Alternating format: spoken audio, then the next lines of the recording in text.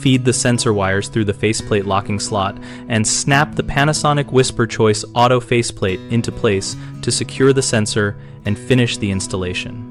Start by turning the fan power back on at the circuit breaker to allow testing while you work, but only after the wiring is completed and connections are secure.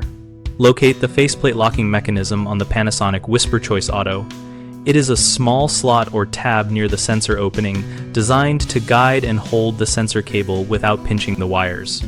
Feed the sensor wires gently through that slot so the sensor sits flush against the faceplate and the cable routes back toward the fan housing without any kinks or sharp bends.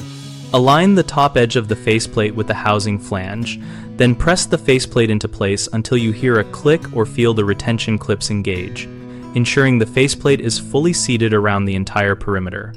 If the model uses screws instead of snap clips, hand start the screws and tighten them evenly until snug, avoiding over-tightening which can crack plastic.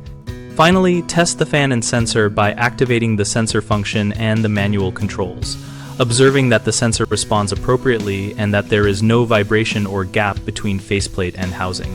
One common mistake is trapping the sensor cable under the faceplate, which can damage insulation and cause intermittent sensor failure. So always route the cable through the designated locking slot and check for free movement. Another frequent issue is not seating the faceplate evenly, which causes gaps, noise, or poor sensor alignment. So press along all edges until clips engage or tighten screws evenly and recheck alignment. A third problem is testing without power or without proper sensor mode selection, which can lead to unnecessary rework.